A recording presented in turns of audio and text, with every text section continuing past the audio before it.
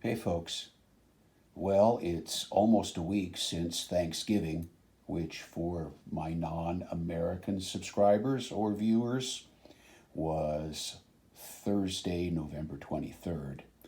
And I'm still working on this Tamiya military miniatures Wehrmacht mounted infantry set, which hails from the early 1970s. Now, I was away for over a week with family and friends to celebrate the Thanksgiving holiday. So that accounts for a lot of the delay.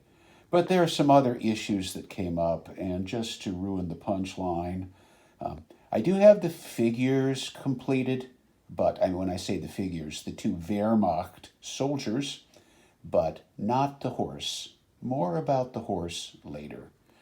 So let's get into this, or as some of my friends across the pond say quite often, without further ado. Okay, so let's get in here and see if we can see these guys. Pull this up a bit. Always tricky for me to focus my iPhone. So there are two soldiers, Wehrmacht soldiers, an officer and a non-com that come with the kit. Of course, the officer is bow-legged there because he's supposed to be on his horse. I did prime him on the horse while he was mounted on the horse, but detached him to do the detail painting. And this is the non-com. The lovely thing about Tamiya kits, whether they were made in the 60s, 70s, or later, is that the pieces fit together really well. So while there were a significant number of parts, separate heads, helmets, arms, and then all of the accessories, the fitting is really good. Now that doesn't, and you can see there's quite a few accessories. They differ in placement, of course, between the non-com and the Hauptmann. I chose to make him a captain with insignia. But they go on really well. The quality of the mold is good. I've got much more finely detailed resin figures, of course, and the newer Tamiya kits do have finer detailing. But, all in all, pretty darn good for kits that are 50 plus years old in the initiation, or when they first went into boxes. After I got the faces painted, I thought that the captain on the left there, his face looks an awful lot like John Hamm, the actor who played Don Draper in Mad Men. At least I think so. I don't know if this guy looks like anybody famous. He looks a little pensive, I guess, and that's obviously because it's usually always the eyes that make that happen. Whereas Johann, let's call him Johann. Johann looks a bit more determined, and maybe the cleft in the chin helps as well. You will notice the hands on these guys are pretty large. These guys would make good basketball players with their hands. But, okay, I shouldn't quibble. So I got them done. I had some, I call it lucky accidents, things I wasn't expecting, but seemed to work out okay, and some other things that were a little bit frustrating. Not so much with assembly, but with painting and with putting on the decals or decals or transfers. Yes, I got some of those. Over here, I bought a set of these Tamiya Wehrmacht or German from World War II insignia. And the sheet comes for both 135 and 1/16 scale. But I found that they really didn't want to stick to the surfaces. despite the fact that I had added gloss over, to make it nice and slippery, it really, really was tough to get decals to stay on. So what I did was put a little tiny smear of canopy glue on, set the decal in place, pushed it in, even though then afterwards, once it held there and let that dry, sealed it in a bit with Microsol, the red, and then at the end gave it all a shot, the last finishing shot with TS80, the Tamiya matte spray finish. It was a process. I did use decals for the shoulder insignia, for the captain, for the helmet insignia for both of them. The captain's also got Iron Cross, or Knights, Iron Cross, I guess, at his throat, and a couple of medals down below on his left pocket down there. The only decals I put on the non-com were the helmet decals. I just painted the shoulder straps, shoulder insignia to match what for the appropriate rank, dark with a little silver tab in the middle. Okay, so again, just one thing, I decided to follow actually the painting guide, which said that the officer's pistol holster should be in red-brown rather than black. And I decided to do that just for a little more contrast. There's enough gray and black already. One thing I really like, and I'll get to it when I get into the paints, is this other black that Tamiya has, which is really a lovely gunmetal. And I used that for the gas mask canisters, as well as the binoculars on the officer and the MP40 for the non-com. Okay, well, I've already talked about the decals, which are great, except they don't stick. And boy, they are really trouble if you don't have an absolutely flat surface. So it was much easier on the helmets than it was on the uniforms to get those things in, but I still had to use canopy glue, as I mentioned.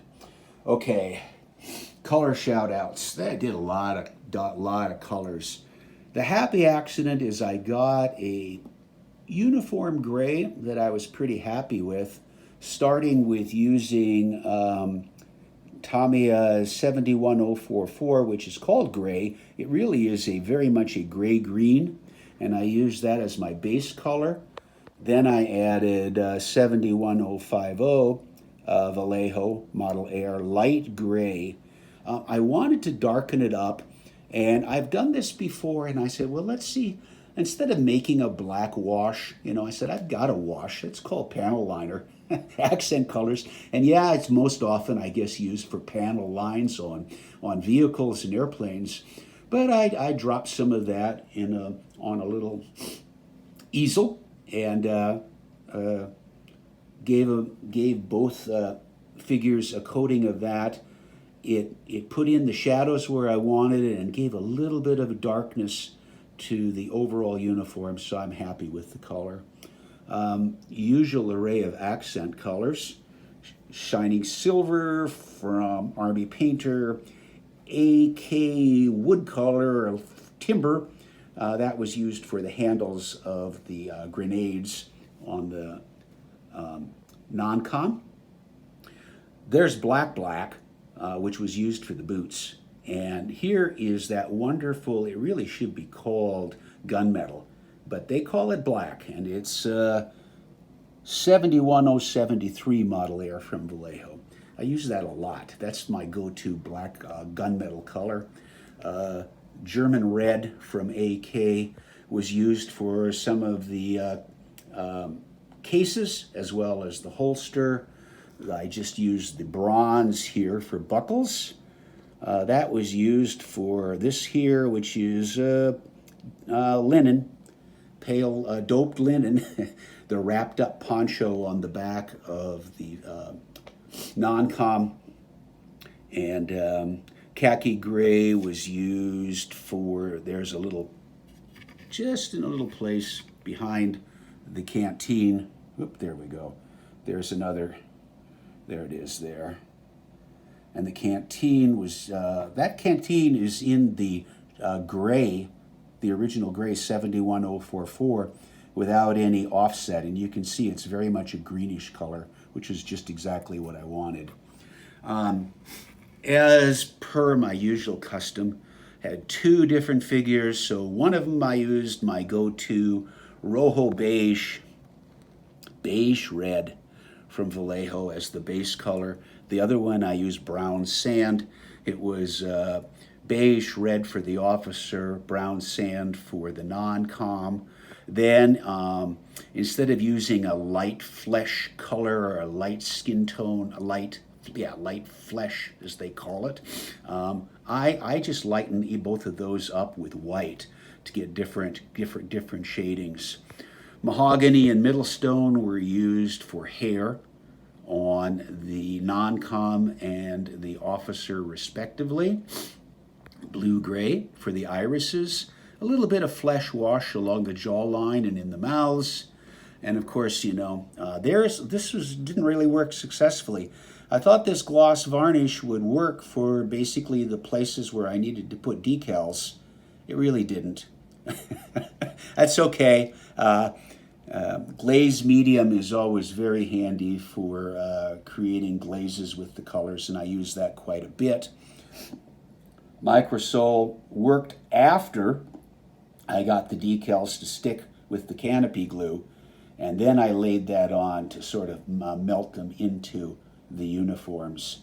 A little bit of microset, that didn't work at all. I should stop harping about those decals now. And of course, I finished up with TS80 overall to spray it down and give it a nice matte finish. So I mentioned that this officer, of course, is missing his horse. So let's talk about the horse just for a minute. I'm going to use the horse, but you know, you may not notice this now. I certainly didn't when I assembled it, but the horse is weird. His head, nose, nostrils up to his ears, you know, and then right here, it's huge. It's huge. I think it's out of scale. Conversely, his neck, from here down to where it joins the body, it's skinny. It's almost giraffe-like. Okay, you know, so it goes. You know, I really wasn't thinking about that, but when I compared this horse to some of the others that I have, that I'm working on, notably, here's a horse. Here's a same scale, 1/35th scale horse from, let's see, that's Masterbox. Completely different. A more tapered, smaller head, but a much more athletic neck. And I don't know, that just looks right to me. That being the case, this one's going on a World War I set of dueling cavalrymen. Well, that'll be a later project. But the horse is just darn weird. Of course, it's still missing some straps and reins and stuff. And we'll paint it up. I'm not going to spend a lot of time worrying about this horse. I've already spent way too much time making fun of him. And I couldn't carve him, so I really should just keep my mouth shut. Okay. Don, or Johann, and Frank, or Fritz, what should we call him? Hans? Oh, everybody always says Hans. Johann and Ulrich, or Ulrich and Johann. Here are the two soldiers. We're all done. And yeah, they're passable. And I'm glad I bought them. And they were relatively inexpensive, and I had mostly fun working on them. Tried out a few new things, and we'll do a very brief video when I've got the horse done. This one went on much too long. But thanks. Take care, folks. Happy holidays.